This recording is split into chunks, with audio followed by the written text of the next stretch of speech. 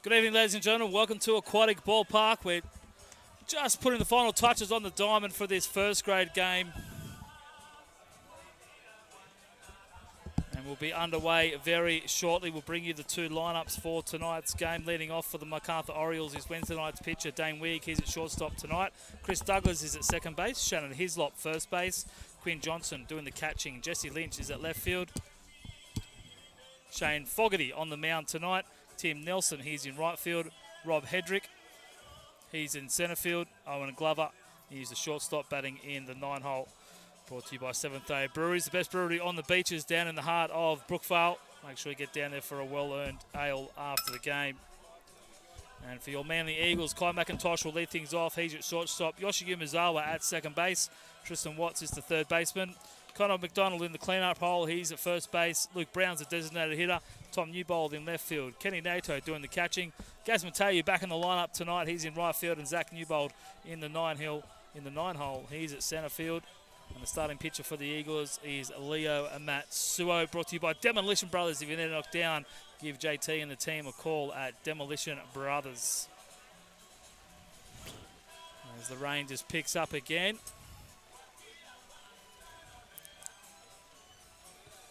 There we are, just under our tent, trying to stay dry.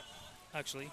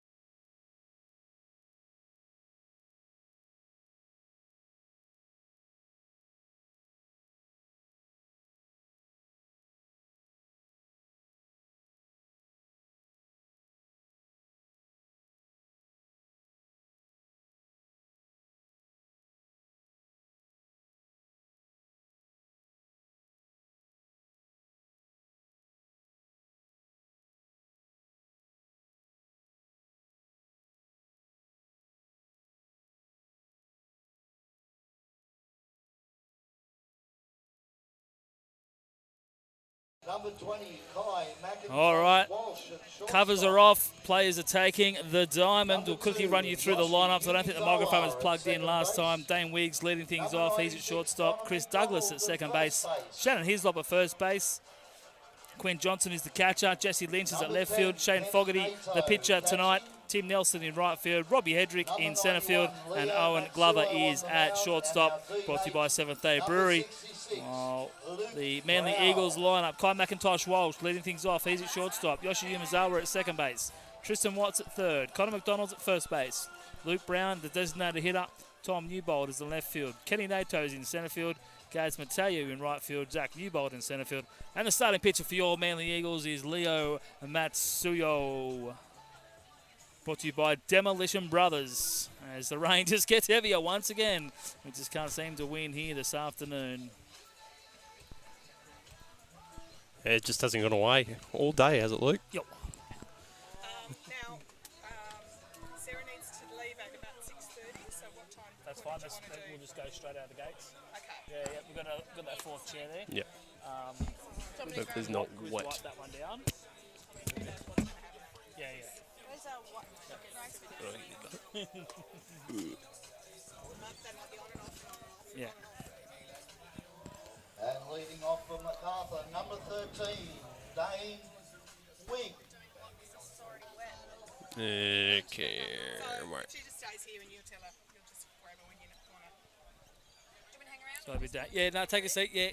Jump Take in. a seat. Yeah, Just getting jump a in dry here. seat for you. Actually, yeah. We're joined jump in here here. with Sarah Powell from Pink Hope. She's going to join us very shortly once we get settled in. Where's that camera 3 pointing, mate? Make sure Sarah's going to be in shot. Yeah, Matsuo to Dane Wigg, pitch number 1 outside for ball 1. Yep, there she is. Good. It's cool. See it? Yeah, go for You're 3, aren't you? 2. No.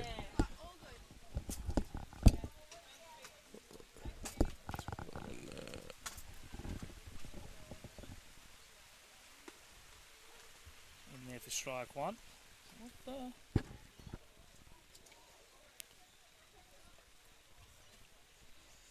Two balls and a strike for Wigg. Rips that one. Tough play in the lights. The Newbold boys are underneath it. Zach Newbold just overruns it a little bit. It'll be a base hit there for Dane Wigg. This rain just comes down even harder just as we've started. Chris Douglas. I'm just waiting for Sparks to start flying. Is absolutely relentless now. I don't think we're going to be out there for very long. No. Chris Douglas steps in the box. He's brave. Leo Matsuo out there.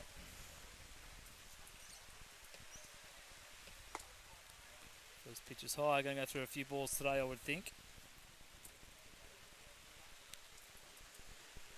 Well, this is Leo's way, isn't it?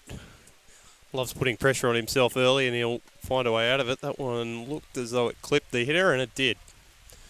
So first 2 So a hit and a walk.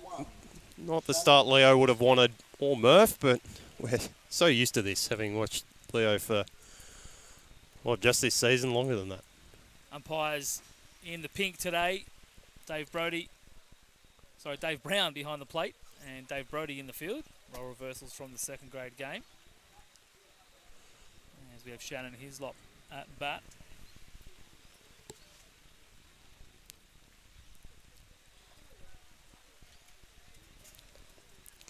Gets away from Can you Kenny Nato. record us interviewing Sarah? Sarah, I might get you jump on this side. Sure. So Jess can shoot just the two I'll of take us. this off. Turn that off. Just move the chair. Yeah, sorry, just jump around here. Yep.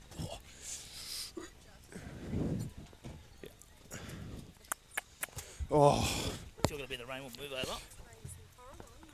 it's just dreadful. There we go. You have that. And then a few of them later. Oh, That ball ripped through the right side. Bit of a bobble there by Mateo in right field. That's Shannon Hislop doing the damage. Early runs for the Macarthur side. Are you still getting wet there? One run scores and brings to the plate number 32, Quinn Johnson. Run, 2 hits. Oops, wrong one.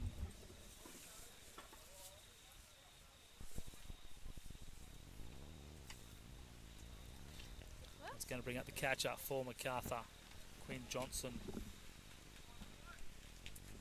If you're on that side, because we've got a camera up there shooting back here as well.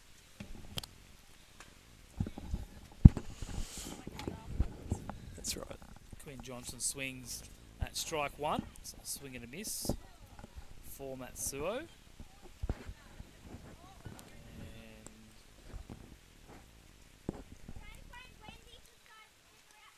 And that one's going to hit Leo. So super conditions out there. Leo's trying to wipe his hand. And We the are. pitch brings to the plate number 33, Jesse Lynch. It's going to be an early visit here from Brian Murphy. So while we have the chance, we are going to talk to Sarah Powell, and unfortunately there's a screen right in front of her face. We'll That's just okay. move that out of the Leave way. it there.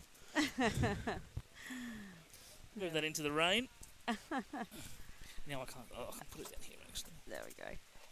Let's see it down there. Tilt it up a little bit. Sarah, thanks for joining us. Welcome to a very wet aquatic ballpark. You were told on Friday when you left Melbourne that it was nice and sunny. I was. Looks like you brought the Melbourne weather with you. I think I did. I've actually been in London for 4 weeks, so maybe I brought some of that weather as well. Very nice. So we just heard you address the crowd out in the field, but for our viewers at home who may not have picked up the audio, I don't think Alex turned the audio on at the start, but tell us a little bit about your story with Pink Hope and breast cancer. Yeah, so I was diagnosed with breast cancer when I was 29. And I don't have a family history, so it was quite unusual, and it was a bit of a shock, to be honest. But I went on and had all my treatment, and, you know, lots of doctors asked me if I had a family history, and I don't, so I said no. And I actually went through IVF to preserve my fertility, but because they told me that chemo would affect that. But once I'd finished treatment, I found out I was pregnant about 5 weeks later, and so I went on to have this beautiful baby, and when she was 6 months old, I started to do my own research. I just wasn't comfortable with the fact that I got breast cancer at 29. And I found out that people with Ashkenazi Jewish ancestry, which basically means Eastern European Jewish families, and my grandma's from Lithuania, so they have a really high rate of having genetic mutations that cause breast and ovarian cancer. So I went to a family cancer clinic and told them a little bit about my history, and they sent me for testing, and it turns out I have a BRCA1 or BRCA1 mutation. And I always sort of say it's the one that Angelina Jolie has. Really, she's made life a lot easier for me, because when people ask what I've got, I say, just that thing that Angelina Jolie has. So it does make it a bit easier. But it basically means if you have this mutation, you have a 80 to 90% chance of getting breast cancer in your lifetime, and 40 to 60% chance of getting ovarian cancer. So the odds aren't good. Even for ovarian cancer, I often say to people, would you get on a plane if you had a 40 to 60% chance of it crashing? And the reality is no one would. So, you know, the options are quite limited these days.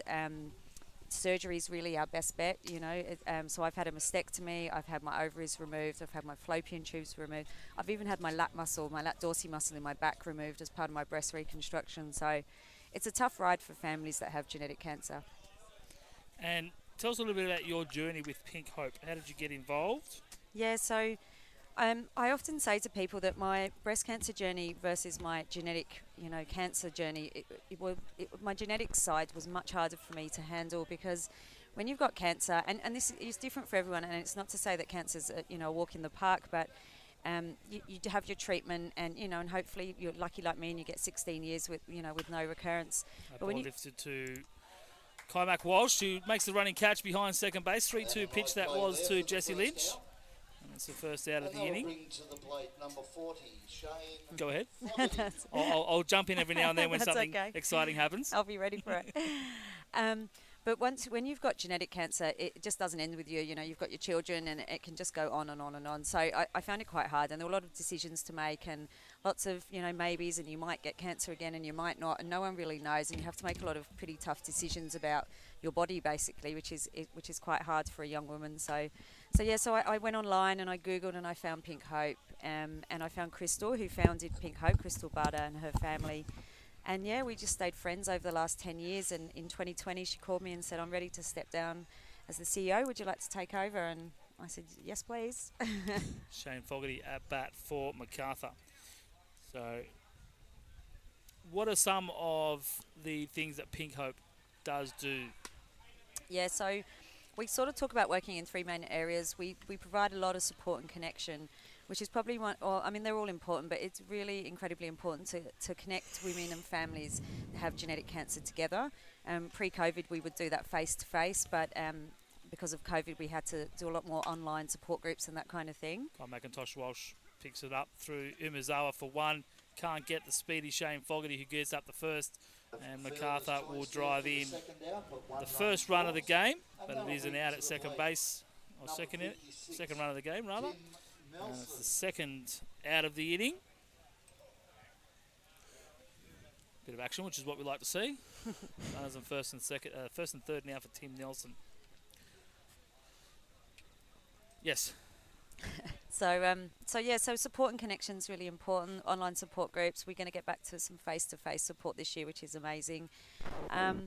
We do a lot of information, so a lot of resources on our website, lots of webinars, videos. Our social media following, we have over 60,000 people that follow us across all our platforms, which is incredible for us. Some of them. Yeah, we can share. And look, we're always, we've shared all of your posts this week, and, we're always happy to do that.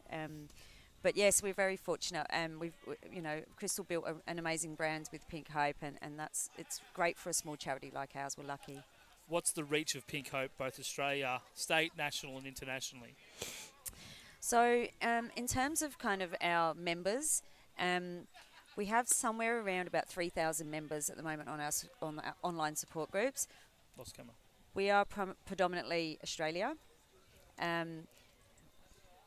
Okay. Yeah, you're right, keep going. That's okay. Is camera 3 out? Okay. Predominantly in Australia. It's interesting though, we do have women that come to us from the UK and from the US and other countries. It's really interesting with a charity. You can't be everything to everyone, but we do know a lot of women come to us because they don't feel comfortable in other charities. I think that what we're seeing now is where we used to have sort of women my age, I'm not going to say older women, now we're seeing their children start to come through because now they're getting their genetic tests, and so we're seeing a younger sort of demographic come through, and some younger women just feel more comfortable in Pink Hope than they do in some other charities. So it's interesting to see sort of the variation in our demographic. Tough ball call there on Leo Matsuo. Runs the count full 3-2, 2 out. You'll expect Fogarty to be moving up to second on the pitch.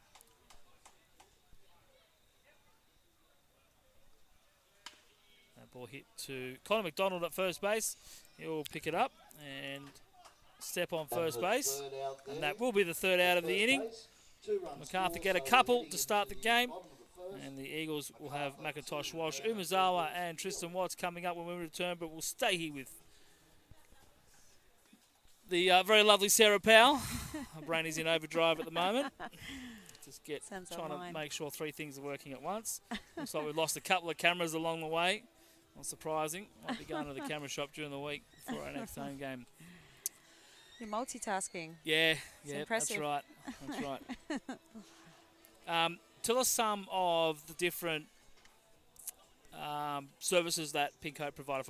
If we've already covered, I do apologise, but maybe a little bit more depth into what Pink Hope does do for. Absolutely. So, like I said, connecting people together, and that sort of, our online support groups are really good at that because women can come and ask questions and find support. And where they've grown so much, a woman can ask a question on our support group, and God, within an hour, 30 people have replied and given them a response. And what's really amazing about our groups is they're very positive. They're very, when someone gives a response, it might be, look, this is what happened to me. But, everyone's different. And I love, obviously we monitor the groups, but it's really nice. They almost kind of monitor themselves, to be honest, which is fantastic. I would say that our resources, is what people, they come to our website, that we have a lot of downloadable resources. We're very much into empowerment. We want to empower people to sort of take control of their own health, really. I use the analogy, if you were buying a car, you'd go and look at 3 or 4, but, we go and see one doctor and we take their opinion. It's okay to ask for a second opinion. It's okay to ask for a third opinion, you know, and it's not about shopping around, but it's about making sure that you feel like the person that you go and see is listening to you and really understands what it is that you're asking and what it is that you need. So we provide resources for people to make that easy, you know, like downloadable. Here's And 10 leading questions off to your take to your Manly doctor or your Eagles, surgeon, that number kind of thing. 20, Give people the resources to by make it easier for them. Macintosh Walsh. And advocacy, so we work on a lot of advocacy campaigns. Like at the moment, we're working with Monash University on a couple of projects. One to, so if you've had a genetic test, you can't get insurance, life insurance. So we're working against insurance discrimination basically with Monash. We are also working with Monash on another project where they're going to randomly give genetic tests to 10,000 people in the population. And what they're trying to prove to the government is that there will be a lot of people out there that would have had no idea. Yep.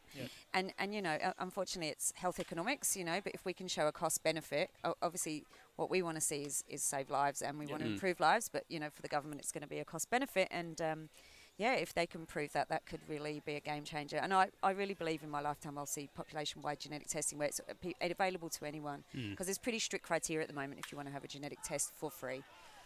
You can pay for it, but yeah. And also the genetic test's not that cheap. And No, the if first you've inning sort of got brings family to the members plate or you have certain number criteria, 2, it is free. It's Medicare Yoshi rebatable. Yumizawa. If you want to do one privately, it's about 2,500 Wow. ish. Depends. Yep. You know, you can get ones in America, but they're not great because they'll often just email you the result with no interpretation of what that result means, and that's scary. Yeah. The ones in Australia are a little bit better, but yeah. When you were diagnosed with breast cancer, what were some of the things that led to you going, obviously, to get that checkup, and then the start of the journey after that? Yeah, and actually that's a really good point and something I was going to mention when I spoke before. So Yeah, sorry. No, that's okay. and as I was speaking, I was getting echoing in my ear as well with the speaker. We didn't want you out in the rain for too long. No, that's okay. And the second out of the inning will So bring I to the found my plate lump. I was on holiday in Thailand actually, and I number found my lump. And 16, I'm going to be honest, I was 29. I wasn't checking my Watts. breasts. But my lump was right underneath here, like right around the Okay. side of my breast, kind of under my armpit. And so, you know, when you're washing in the shower, and I was like, oh, that doesn't feel right. You know, and if I'm honest, if had that lump been sort of under my nipple or somewhere else in my breast, I would never have found it. And and probably potentially until it was a lot bigger and you know, would have been a different outcome. So, I don't want to scare people under 30. It's very rare to get breast cancer under 30, but if you have a family history, it is quite common. So, you know, we talk at Pink Hope. We have a campaign every year in September called Bright Pink Lipstick Day. And the premise of that whole campaign is saving lives with your lips. Have a conversation with your family about your health history. So we encourage everyone on that day to go and talk to their family. And is there cancer in our family, you know? It's really interesting. We did a survey recently, and I think it was around 50% of Australians had no idea if cancer ran in their family. So, you know, we just really encourage people to go and have a chat to your family, your mum, anyone, you know, that you're comfortable with, and ask what cancers have there been in our family, because it could literally save your life. So you said in your nice pick there at first base by Shannon Hislop. Unfortunately, it looks like our right field camera is dead and buried. So on the Proco Automotive scoreboard after one inning, it is the Macarthur Orioles 2, Manly Eagles 0. Let's fix this. Go there, and we're done. What have you? You're cancer free now, or? Yeah, I'm 16 years cancer-free this year, so just giving away my age. What kind of process did you go through once being diagnosed with cancer? Yeah, so I had a biopsy to tell me that it was definitely breast cancer. I went straight in for surgery probably a week later, and at that point my tumour was very small, so they didn't know that I had a genetic mutation at the time, so they said, it's okay, you can just have what they call a lumpectomy, so they just kind of take that section out. They took one lymph node out. They call it the sentinel node. They look at that one to see if it spread anywhere else, and it hadn't. So I was very fortunate. Went on to have chemo, pretty hardcore chemo. I have a little story about that actually. My husband at the time, he was really loved the cricket, and I didn't. And it was the 2006 Ashes, and the chemo was giving me quite a lot of joint pain. So I was on some heavy painkillers, and he took advantage of my sort of comatose state on the sofa to put the Ashes on. And I found that noise of, you know, the ball on the bat really soothing. So eventually I just said, okay, tell me about this cricket thing. So by the end of the Ashes, I was hooked. It was a brilliant Ashes. And I'm English, so Yeah, makes sense. yeah, and you know, so it was the Freddie Flintoff, that era. Yeah, yep. And at the same thing too, when I had my first chemo, my oncologist said to me, "Have you got any burning questions?" And I said, "Yeah, can I drink while I'm having chemo?" And he said, "Look, I think they go hand in hand." He said, "But anything you like now, you're not going to like after." And he was right, because I used to drink wine and it gave me really bad heartburn. So I said to people, "Oh, well, I'm not a quitter," so I went to beer, because I was like, "Well, I'm gotta keep going."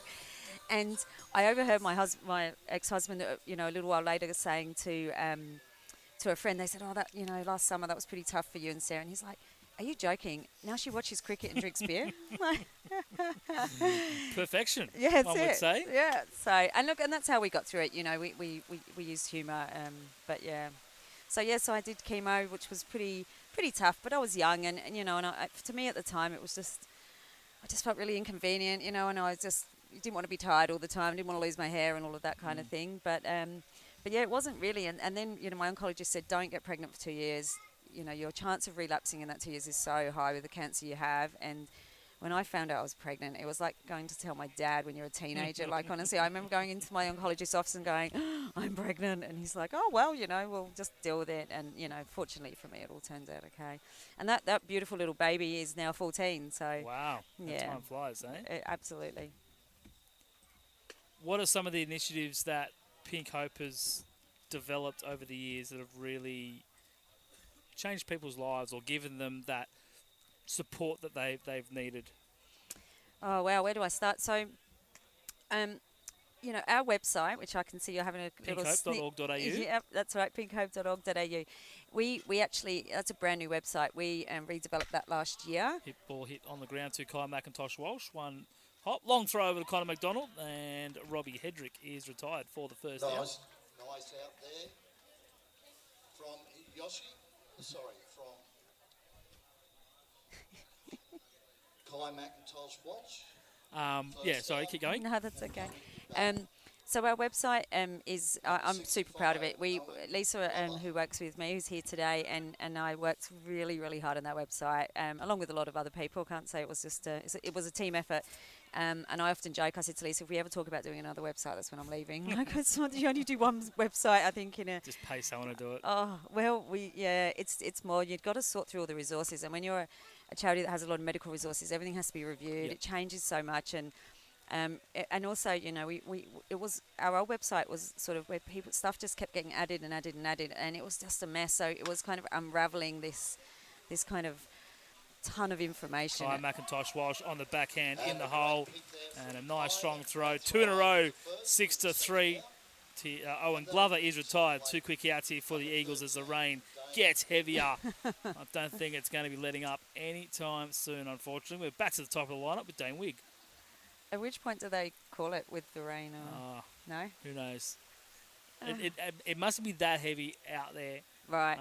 But it's, you know, it's a matter of when it's dangerous and, you know, when, you know, the batter can't see the ball coming at him at 90 miles an hour. Bit different to cricket, hey? They run off that pitch. Yeah, they ran off pretty quickly last night at the end of that game. Just 2 seconds. Andrew, don't worry about it if you can't get it working. If it's not working, take it down.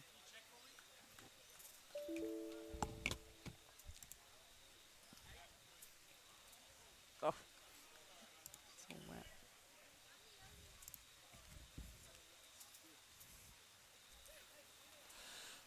So what kind of... Now I've lost my train of thought, trying to do too much at once. Saying Wig, that pitch on the outside corner for strike 1. What counter we got? Just going with that one for now.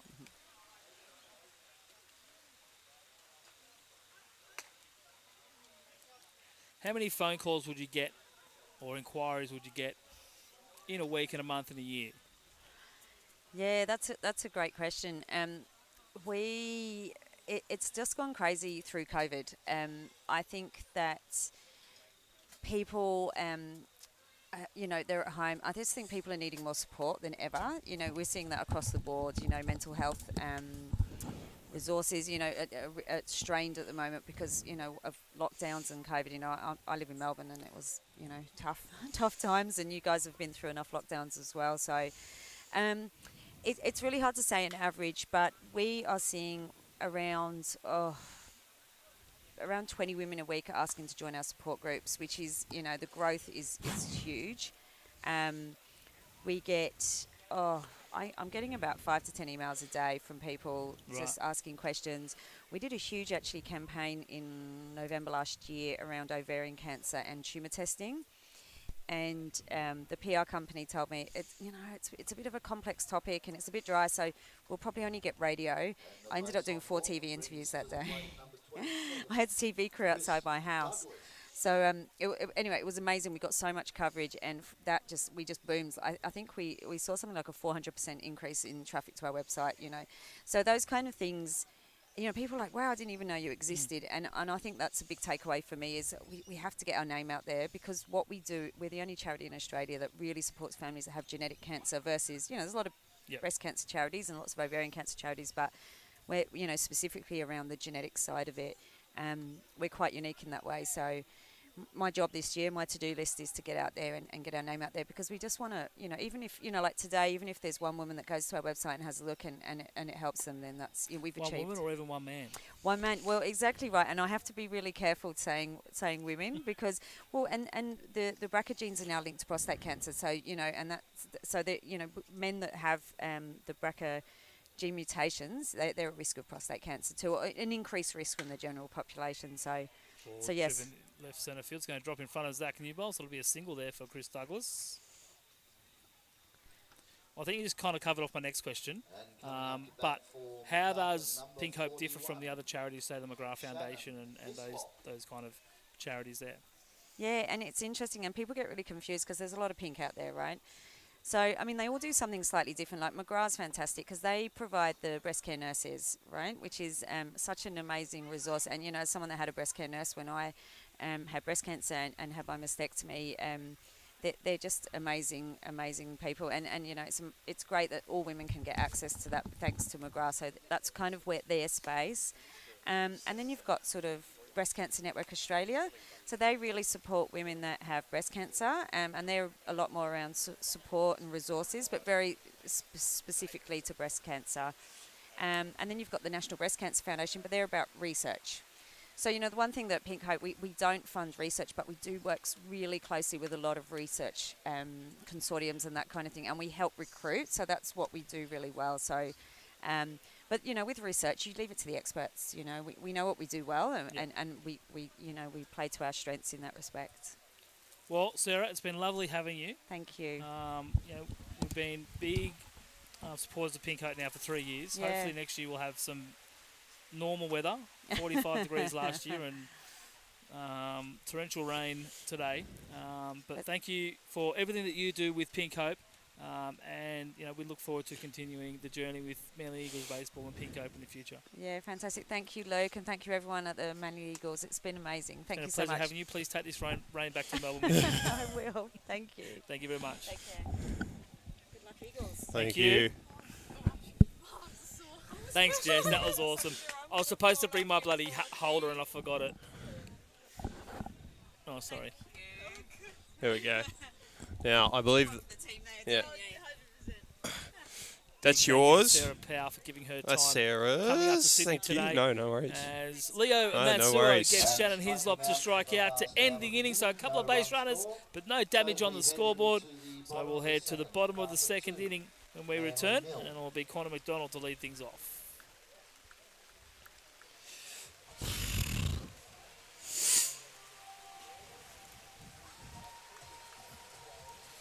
No way they've gone. What was that? Oh, yeah.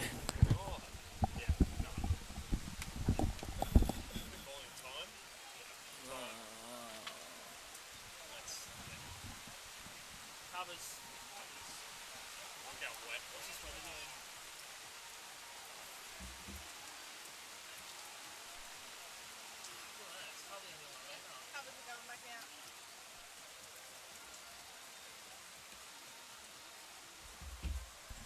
You wouldn't believe it, folks. Out come the tarps. Go to camera one. So while we're waiting for the ground and the rain to stop, I'll remind you about the Pink Hope. Do we just pack up? The tickets are $5 each or 3 for $10. And the prize so. is fantastic. Like, First maybe the prize, damage is already done, $600. but let's try and get him in, try and save what we've got left. Professional beauty products. Second We'll prize, leave centre field camera in, just bring everything else in to start with. Okay. Yeah, no, but I mean, like, we'll stay on the game. Let's start bringing in these cameras first, and then we'll go from there.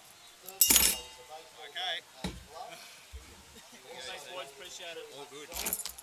Fourth prize, Yeah, that'd be great. Well, there's no buttons to push. some It's champagne. only running on the one camera. Valued at Because they're only going to $150. take all the cameras down.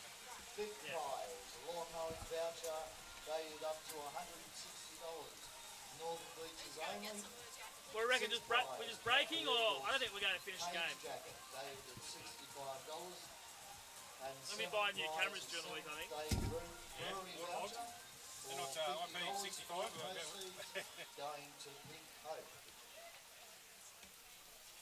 And once again, folks, without our wonderful sponsors, we don't survive.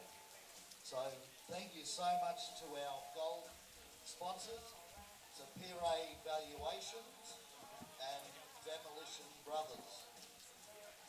Our silver sponsors, Seventh Day Brewery, Raelius Group, Elite Sports and Jewel Finance.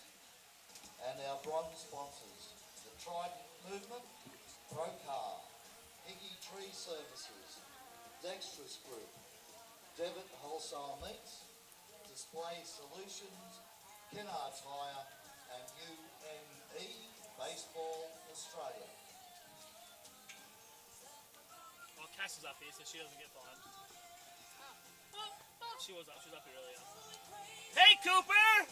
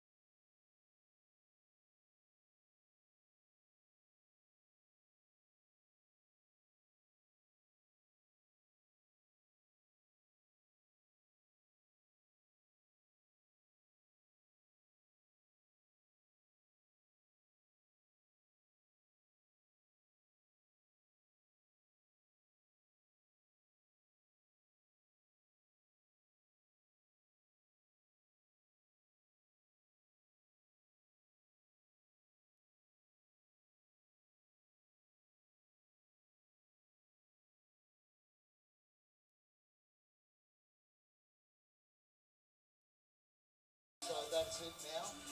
Well, ladies and gentlemen, unfortunately, that is all for this afternoon. The ground is unfit for play to continue this game. Thank you for tuning in. Thanks for joining us on this Pink Hope Ladies Round. Not the weather we were hoping for, but it's been a great day here at the ballpark for Pink Hope, raising money and awareness for this great organisation. If you do want to get involved, head to pinkhope.org.au or hit us up on the socials, Manly Eagles Baseball on Facebook and Instagram, and we can definitely help you get involved. We do have some Pink Hope jerseys left for sale if you want to grab yourself one, so get in contact with the club. But for now, this game is done. It will be declared a no game, no result, with Macarthur leading 2-0 after the top of the second. Thanks for joining us. We'll be back here in 2 weeks when we take on Cronulla here, and it will be a very special sponsors round. We'll have all our sponsors in attendance on the Wednesday and the Saturday. But for now, I'm Luke Eisenhower. A big thank you to Alex Molchanoff, Andrew Logue, and Sarah Powell for joining us from the CEO of Pink Hope today. We hope to see you in a